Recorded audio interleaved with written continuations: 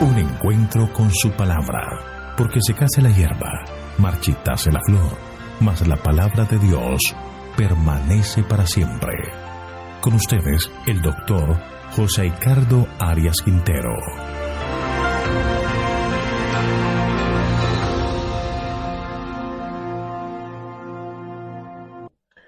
Hoy vamos a estudiar Jeremías capítulo 5, impiedad de Jerusalén y de Judá. Vamos a orar. Amante eterno y bondadoso Dios, alabado, glorificado y exaltado sea tu santo nombre. Te damos gracias, Señor, por este día que nos regalas. Te damos gracias por tus cuidados. Y te pedimos en este momento que nos acompañes por medio de la presencia de tu Santo Espíritu para que podamos nosotros estudiar tu palabra y que Él sea nuestro guía, nuestro maestro, para comprender así lo que tú tienes para enseñarnos hoy. Gracias, Señor, por concedernos tu bendición, pues lo pedimos en el nombre de Jesús. Amén. El capítulo 5 de Jeremías es la descripción de un pueblo que persiste en la maldad y la corrupción a pesar de las diversas llamadas de atención de parte de Dios. La corrupción abarca todas las categorías sociales, desde las clases más altas hasta las más pobres. Por eso el Señor envió un castigo devastador en forma de invasión extranjera, porque Dios no puede transigir con tal estado de cosas, e incluso Dios retiene sus beneficios esperando una reacción del pueblo, pero este cada vez más se aleja de Dios. La primera sección son los versículos 1 al 6, donde el profeta denuncia la depravación moral de Judá. El Señor le presenta un desafío al profeta. Miremos los versículos 1 al 2. Recorred las calles de Jerusalén, mirad ahora e informaos. Buscad en sus plazas a ver si halláis un solo hombre, si hay alguno que practique la justicia, que busque la verdad, y yo lo perdonaré, aunque digan, vive Jehová, juran en falso. El Señor envía al profeta a ir por las calles de Jerusalén y buscar a un solo hombre que haga justicia y que hable verdad, y si lo encuentra, entonces Dios perdonará la ciudad. Esta es una descripción terrible de una ciudad que Dios la formó para que fuera la fuente del conocimiento de la salvación en Dios. Estaba entregada totalmente a la idolatría. ¿Dónde están los sacerdotes? ¿Dónde están los gobernantes de este pueblo, que debían ser guías de verdad, pero no lo eran? Por el contrario, están jurando en vano. Recordemos que en este contexto, jurar en el nombre de Dios significa reconocerlo como soberano. Miremos Isaías capítulo 45, el verso 23. Dice, por mí mismo hice juramento, de mi boca salió palabra en justicia, y no será revocada, que a mí se doblará toda rodilla y jurará toda lengua. Pero este pueblo no está dispuesto a adorar, no está dispuesto a obedecer al Señor. La adoración que ellos dan es solo de palabras, es una adoración en vano, no tiene sentido. Oran a Dios como cumpliendo obligaciones religiosas, pero siguen en sus prácticas malvadas. Esta es la descripción de la humanidad en su totalidad que hace también el apóstol Pablo en Romanos capítulo 3, versículos 10 al 17 y versículo 23. Miremos lo que dice el apóstol. Como está escrito, no hay justo ni aun uno, no hay quien entienda, no hay quien busque a Dios. Todos se desviaron, a una se hicieron inútiles, no hay quien haga lo bueno, no hay ni siquiera uno. Sepulcro abierto es su garganta, con su lengua engañan, veneno de áspides hay debajo de sus labios. Su boca está llena de maldición y de amargura, sus pies se apresuran para derramar sangre.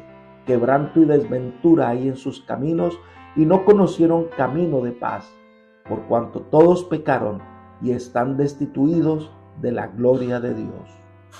La realidad es que esta humanidad necesita desesperadamente la justicia de Cristo, pero lamentablemente están buscando la solución en el lugar equivocado.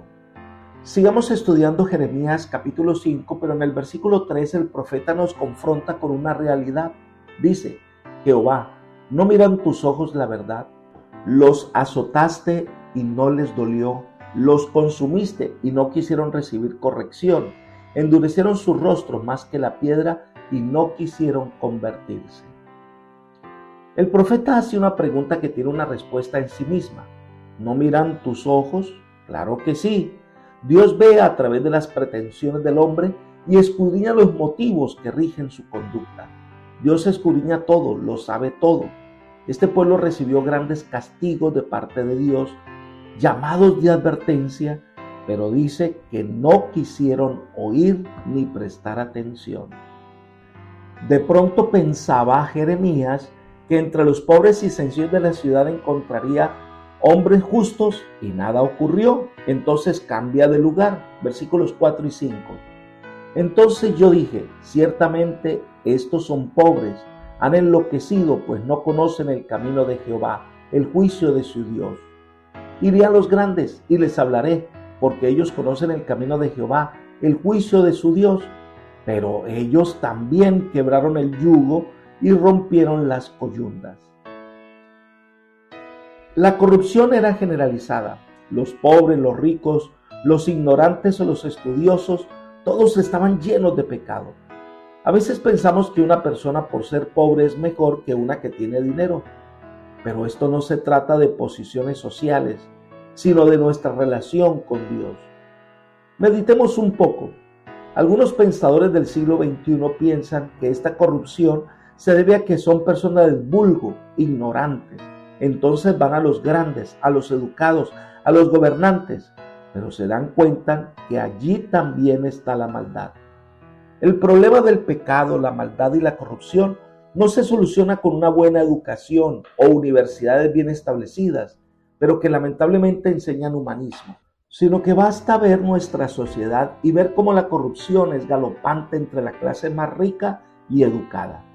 Es cierto que la educación tiene su lugar y es importante, pero debe ser aquella que nos lleve a reconocer la soberanía de Dios. Allí está el remedio para la maldad. La pregunta que se plantea el profeta es: ¿qué hacer con una nación que existe para servir a Dios y que ahora no quiere saber nada de Dios, que no escucha los mensajes de Dios, que no le sirven las reprensiones divinas? Pues dejarla a su suerte. Entonces leamos el versículo 6. Por tanto, el león de la selva los matará, los destruirá. El lobo del desierto, el leopardo los acechará a sus ciudades. Cualquiera que salga de ellas será arrebatado, porque sus rebeliones se han multiplicado, se han aumentado sus traiciones. Aquí describe la venida del león, que representa la fuerza, el leopardo la rapidez y el lobo la fiereza. Aquí representan a Babilonia. Esto es lo que ocurrirá en el juicio final. Las naciones se apartan de Dios, los gobernantes se apartan de Dios, la sociedad se corrompe e invierte los valores. El juicio de Dios vendrá y destruirá. En la siguiente sección de este capítulo 5 de Jeremías, el Señor comienza a describir la corrupción en todos los estamentos de Israel para que podamos comprender el juicio que vendrá sobre Jerusalén. En los versículos 7 al 9, el Señor se presenta como un esposo que ya está cansado de la infidelidad de su mujer y ya no está dispuesto a tolerarla más. Leamos: ¿cómo te he de perdonar por esto? Tus hijos me dejaron y juraron por lo que no es Dios. Los sacié y adulteraron, y en compañía se juntaron en casa de prostitutas. Como caballos bien alimentados, cada cual relinchaba tras la mujer de su prójimo. ¿No había de castigar esto?, dice Jehová. ¿De una nación como esta no se habría de vengar mi alma?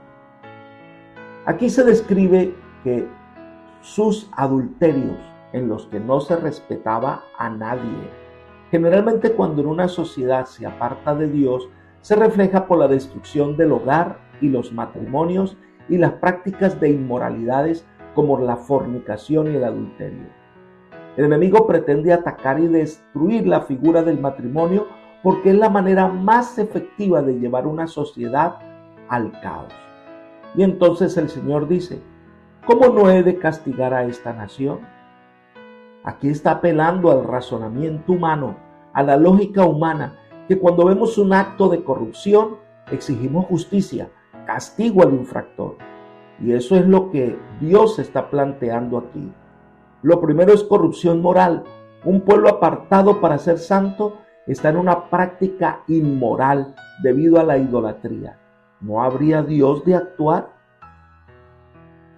La tercera sección de este capítulo 5 de Jeremías son los versículos 10 al 17, y aquí se describe la venganza divina.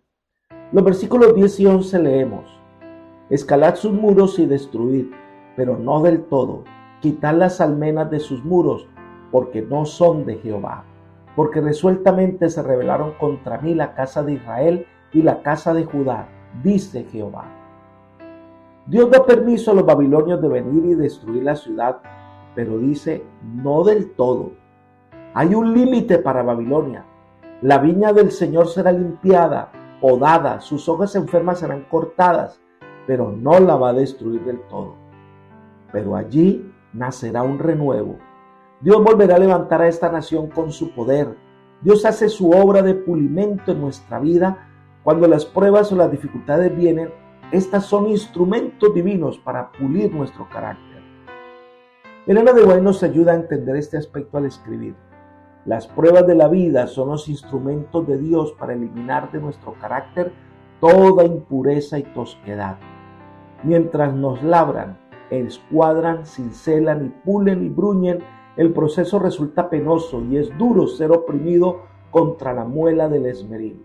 Pero la piedra sale preparada para ocupar su lugar en el templo celestial.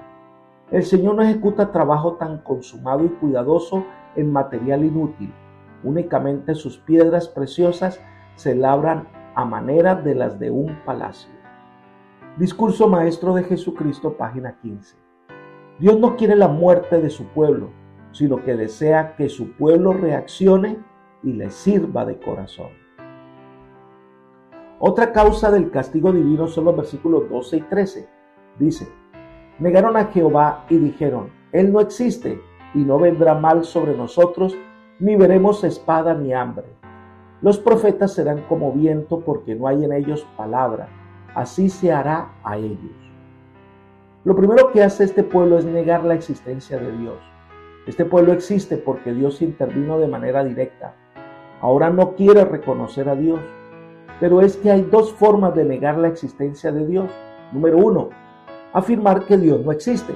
Y generalmente se usan argumentos cuestionando la injusticia del mundo, el dolor, y cree que esto es prueba suficiente para negar la existencia de un Dios de amor. El problema es, ¿por qué negar lo que no existe? Cada vez que el hombre trata de negar la existencia de Dios, lo que hace es reafirmar su existencia. En segundo lugar, o la segunda manera de negar la existencia de Dios, es creer que Dios sí existe, pero vivir como si Él no existiera. Es decir, afirmamos que creemos en Dios, afirmamos que Dios está en el cielo, pero no le escuchamos, no le adoramos, no nos rendimos a Él.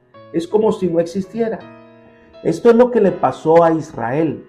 Ven la evidencia de Dios, escuchan sus amonestaciones, ven su poderosa intervención, pero no les interesa. E incluso tienen profetas que se acomodan a su forma de pensar y quienes el Señor reprende porque no hablan en nombre de Él. Es para ellos como si Dios no existiera. El versículo 14 muestra la labor difícil que tendrá el profeta en estas circunstancias. Dice: por tanto, así ha dicho Jehová, Dios de los ejércitos: por haber dicho esto, yo pongo mis palabras en tu boca como fuego, y a este pueblo como leña, y los consumirá. En vez de ser viento, la palabra de Dios en boca de Jeremías será como un fuego que de repente llega y en forma irresistible consumirá a los burladores como el fuego consume la leña seca. Viene la invasión de una nación poderosa, versículos 15 y 16. Yo traigo sobre vosotros gente de lejos, casa de Israel, dice Jehová, gente robusta, gente antigua, gente cuya lengua ignoras y no entenderás lo que diga. Su aljaba es como un sepulcro abierto, todos son valientes. Entonces, Debido a esto, Dios traerá una nación lejana con lengua extraña que devorará todo lo que Israel tiene. Esta es una referencia a la destrucción de Babilonia y se refiere al poder de esta nación que tiene un ejército completo de arqueros diestros que harán que los sepulcros estén abiertos recibiendo la cantidad de muertos que habrá. Esta nación viene como un creciente río que nadie puede detener. Versículo 17. Comerá tu mies y tu pan, comerá a tus hijos y a tus hijas, comerá tus ovejas y tus vacas, comerá tus viñas y tus higueras, y a espada convertirá en nada tus ciudades fortificadas en que confías. La acción de comer representa la destrucción de Judá, de sus moradores y de todo lo que tenía. La espada representa todas las armas de guerra y convertirá todo en nada, es decir, las ciudades, las tierras, todo desaparecerá como si nunca hubiera existido. Los versículos 18 y 19 muestran que la causa o la razón de tal destrucción es la idolatría. El mensaje de aliento que está en el versículo 18 lo leemos así: no obstante, en aquellos días, dice Jehová, no os destruiré del todo. Este es un mensaje recurrente en el libro de Jeremías. Dios castiga, permite a Babilonia atacar a Israel para que éste reaccione, pero no se le permite destruirla del todo. El Señor se reserva un resto en su pueblo para que sea en el futuro el núcleo de restauración nacional. Recordemos que la justicia de Dios va combinada con su misericordia. Versículo 19. Y cuando digan, ¿por qué Jehová el Dios nuestro hizo con nosotros todas estas cosas? Entonces le dirá, de la manera que me dejasteis a mí y servisteis a dioses ajenos en vuestra tierra, así serviréis a extraños en tierra ajena. Aquí vuelve el tema principal del capítulo, la causa de los castigos que están a punto de sobrevenir a la nación. El pueblo se atreve a preguntar la razón de esas calamidades a pesar de las promesas que Dios les había dado, que los escogió como un pueblo peculiar, y el profeta deberá responder a esa recriminación. Les dice, Judá había abandonado a Dios y se había entrado a la idolatría. Las promesas de Dios eran condicionales a la fidelidad del pueblo. Como habían servido a dioses ajenos en la tierra que Dios les dio, ahora serán llevados de su tierra a otras tierras y allí servirán a sus captores. La siguiente sección de este capítulo son los versículos 20 al 25 y describe la rebelión contumaz de Israel. Miremos los versículos 20 y 21. Anunciad esto en la casa de Jacob y hacedlo oír en Judá, diciendo, oíd ahora esto, pueblo necio y sin corazón, que tiene ojos y no ve, que tiene oídos y no oye. Porque este pueblo tiene oídos y no oye, tiene ojos pero no ve, y es que no hay peor sordo que el que no quiera oír, y peor ciego que el que no quiera ver. Este pueblo no respeta a Dios, no le obedece y no quiere escuchar sus consejos. Recordemos que el pecado pervierte las percepciones morales. El pecado premeditado corta el nervio óptico del alma. Versículo 22. A mí no me temeréis, dice Jehová, no os amedrentaréis ante mí, que puse la arena por límite al mar, por estatuto eterno que no quebrantará. Se levantarán tempestades, mas no prevalecerán. Bramarán sus olas, mas no lo traspasarán. El profeta alude al infinito poder de Dios y a su consumada sabiduría manifestados en la naturaleza. Con sus misteriosas profundidades, su vasta expansión y sus rugientes olas que forman grandes montañas, el mar es un símbolo apropiado de la poderosa y aparentemente irresistible fuerza de la naturaleza. Pero Dios, soberano del universo, controla la violencia de los abismos. Pone límite al mar, declarando, hasta aquí llegarás y no pasarás adelante, y ahí parará el orgullo de tus olas. Aunque por separado, los granos de arena son fáciles de mover, las vastas playas arenosas constituyen una barrera muy efectiva contra el incesante batir de las olas. Se muestra allí el poder de Dios. A este Dios Israel no teme, pero sí a los ídolos que no son nada. ¿Es que no se dan cuenta de su insensatez? Leamos los versículos 23 al 25. Pero este pueblo tiene corazón falso y rebelde. Se apartaron y se fueron, y no dijeron en su corazón: temamos ahora a Jehová, Dios nuestro, que da lluvia temprana y tardía en su tiempo, y nos guarda los tiempos establecidos de la siega. Vuestras iniquidades han estorbado estas cosas, vuestros pecados apartaron de vosotros el bien. Ante la manifestación del poder de Dios, este pueblo se rebeló contra la ley de Dios, servir a Dios, y con sus acciones lo desafió. Este pueblo que ve la manifestación del poderoso Dios, que entiende que es el que da la lluvia a su tiempo, que es quien pone orden en todo, no le temieron. Por el contrario, se apartaron del bien, se apartaron de la salvación. Entonces, su destrucción es inminente debido a su rebeldía. Entonces describe que los ricos fueron tomados desprevenidos en este juicio divino. Versículos 26 al 29. Veamos el versículo 26. Porque hay un pueblo malhechores que acechan como quien pone lazos, que tienden trampas para cazar hombres. Aquí se usa la metáfora de un cazador de aves que pone trampas, redes en el suelo, lazos. Se refiere a todas las prácticas engañosas con los cuales hacían presa a los inocentes y a los incautos. Versículos 27 y 28. Como jaula llena de pájaros, así están sus casas llenas de engaño. Así se han hecho poderosos y ricos. Engordaron y se pusieron lustrosos y sobrepasaron los hechos del malo. No juzgaron la causa del huérfano, y sin embargo prosperaron. La causa de los pobres no juzgaron. La jaula del cazador, llena de aves cautivas, representa las casas de los hombres que están repletas de lo que han obtenido con engaño u estafas. Se habían enriquecido engañándose mutuamente y aprovechándose del prójimo con sus turbios negocios. En vez de ser el apoyo al pobre, antes le robaron y le engañaron. Sus obligaciones sociales fueron olvidadas por la ambición. Entonces el Señor pregunta en el versículo 29, dice Jehová: ¿no castigaré esto? ¿De tal gente no se vengará mi alma? Dios es un Dios justo. Su justicia no puede tolerar el pecado, la mentira ni el engaño. La transgresión exigía retribución, castigo. Y este capítulo 5 de Jeremías termina con un resumen de la profundidad de la maldad de esta nación. Versículos 30 y 31. Cosa espantosa y fea es hecha en el país. Los profetas profetizan mentira y los sacerdotes dominan por manos de ellos. Y mi pueblo así lo quiere. ¿Qué pues haréis cuando llegue el fin? Aquí se resumen las razones inevitables del castigo que está por caer sobre Jerusalén. Profetas, sacerdotes y el pueblo unido para hacer el mal. Una descripción de la terrible situación del pueblo de Dios. Número 1.